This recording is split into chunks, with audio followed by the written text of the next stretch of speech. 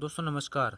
दोस्तों आज के इस वीडियो में मैं आपको अभी जो लैब टेक्नीशियन और असिस्टेंट रेडियोग्राफर की वैकेंसी निकली है उसकी सैलरी के बारे में बताऊंगा कि इनको प्रोबेशन में कितनी सैलरी मिलती है और प्रोबेशन बाद में कितनी सैलरी मिलती है। सबसे पहले हम बात करते हैं प्रोबेशन की। तो सबसे पहले मैं बताऊँगा आपको कि इसका जो ग्रेड पे है लैब टेक्नीशियन और असिस्टेंट रेडियोग्राफर का ग्रेड पे होता है 2800 ग्रेड पे, और पे मैट्रिक्स लेवल होता है, पे मैट्रिक्स लेवल हो गया इनका, ये 8 होता है। अब प्रोबेशन की बात करते हैं सबसे पहले अपन। तो 2 साल तक तो इनका प्रोबेशन में फिक्स पे मिलेगा 18,500, ये फिक्स पे होता है। इसमें से 18,500 का 10% एनपीएस कटेगा, तो 18,500 का 10% हो गया 1850 रुपये। अब इनकी जो नेट सैलरी है इन हैंड आएगी, वो 18,500 में से 1850 कट के 16,650 रुपये, ये फिक्स है 2 साल तक। इसमें किसी भी प्रकार कोई इंक्रीमेंट नहीं लगेगा। अब हम बात करते हैं प्रोबेशन बाद की, कि प्रोबेशन बाद में इनको सैलरी क्या मिलेगी।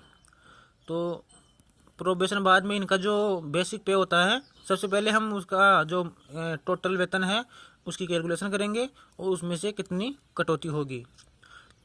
तो प्रोबेशन बाद में 2800 ग्रेड पे में जो बेसिक होता है वो होता है 26,300 रुपये। अब बेसिक पे के हिसाब से ही, बेसिक पे के ऊपर ही डीए कैलकुलेट किया जाता है, उसी के ऊपर एचआरए कैलकुलेट किया जाता है, और फिर आपकी जो टोटल सैलरी है उसमें से डिडक्शन करके जो आपके अकाउंट में सैलरी आती है वो कैलकुलेट की जाएगी। सबसे पहले हम बात करते हैं बेसिक की, वो हो गया 26,300 रुपये। अब प्रजेंट टाइम में डीए 17% है, तो 26,300 का डीए 17% हो गया 4,471 रुपये। अब यहाँ पर ध्यान रखने वाली बात यह है कि जिनका अभी प्रोबेशन पूरा हो चुका है उनकी तो सैलरी इस हिसाब से आएगी, लेकिन अभी जो नई वैकेंसी निकली है उसमें लगभग 3 साल बाद में प्रोबेशन पूरा होगा, क्योंकि 1 साल एग्ज़ाम लगने में, रिजल्ट आने में और पोस्टिंग में इतना टाइम लग जाएगा। तो 3 साल बाद में डीए हो जाएगा लगभग 35% के आसपास, ये एक्सपेक्टेड बता रहा हूँ मैं आपको।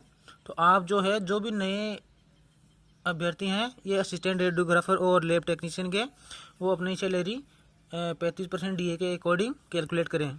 तो उनकी बेसिक 26,300 रहेगी, लेकिन डीए 35% के हिसाब से अपनी वो डीए कैलकुलेट करेंगे। उसके बाद एचआरए जो है जयपुर, जोधपुर, कोटा और अजमेर, बीकानेर में 16% एचआरए मिलता है। बाकी जो सिटीज़ हैं उनमें 8% के हिसाब से एचआरए मिलता है। तो मैं आपको जयपुर, जोधपुर, कोटा, अजमेर और बीकानेर के हिसाब से जिनकी सिटी में पोस्टिंग है उन्हीं को 16% मिलता है। तो इनका 16% के हिसाब से हो गया 4,208 रुपये एचआरए हो गया। अब सीसी है मिलता है इनको, कंपनसेटरी सिटी अलाउंस, ये 1,000 रुपये जिनकी सिटी में पोस्टिंग है, ये पर मंथ के हिसाब से ये फिक्स होता है, इसमें किसी प्रकार का कोई इंक्रीमेंट नहीं होता है। तो आपकी जो टोटल सैलरी होगी प्रोबेशन बाद में, बेसिक डीए एचआरए और सीसी को जोड़कर होगी 26,300, 4,471, 4,208 और 1,000 इनको जोड़ के होगी 35,979 रुपये। अब इसमें से जो कटौती है उसकी बात करते हैं हम। सबसे पहले 10% एनपीएस कटता है, वो करता है 10% एनपीएस, वो करता है आपका बेसिक और डीए कितना है। तो बेसिक और डीए का योग, बेसिक और डीए को जोड़ के उसका 10% आएगा 3,080 रुपये। इसके अलावा आपका स्टेट इंश्योरेंस कटता है 1,000 रुपये। तो आपकी टोटल सैलरी हो गई 4,080 रुपये, 4,080 रुपये। अब आपकी जो सैलरी आएगी अकाउंट में वो आएगी, टोटल सैलरी थी आपकी 35,979 और डिडक्शन आपका 4,080 रुपये। तो यहाँ पर 4,080 रुपये मैंने गलती से 4,000 रुपये कर दिए। तो आपकी जो नेट सैलरी आएगी वो आएगी, इसमें से 80 कम और कर देना आप,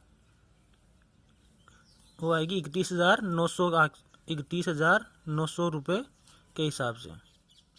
अब हम बात करते हैं इंक्रीमेंट की, कि इंक्रीमेंट किस हिसाब से होता है। प्रोबेशन में तो आपका कोई इंक्रीमेंट नहीं होगा, प्रोबेशन बाद में आपका इंक्रीमेंट कैसे होता है। तो आपका जो बेसिक है उसी पे आपका इंक्रीमेंट लगता है। जो बेसिक आपका प्रोबेशन बाद में 2800 ग्रेड पे में रहेगा 26,300, वो आपको मैं पहले बता चुका हूँ। अब हर साल जुलाई में 3% इंक्रीमेंट बेसिक के ऊपर होता है। यदि आपका जून में प्रोबेशन पूरा होता है तो जुलाई से आपका इंक्रीमेंट, जुलाई में आपका इंक्रीमेंट लग जाएगा 3%।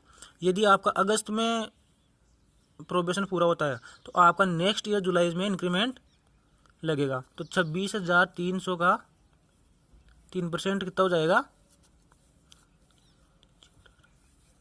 789 रुपये, यानी 800 रुपये।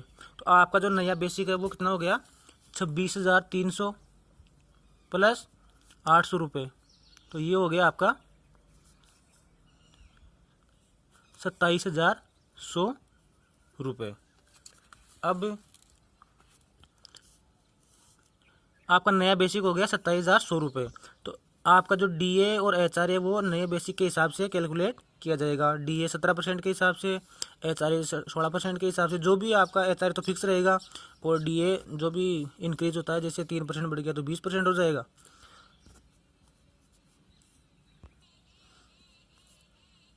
दोस्तों अगर आपको ये वीडियो अच्छा लगे, वीडियो को लाइक, शेयर और चैनल को सब्सक्राइब जरूर करें। थैंक्स।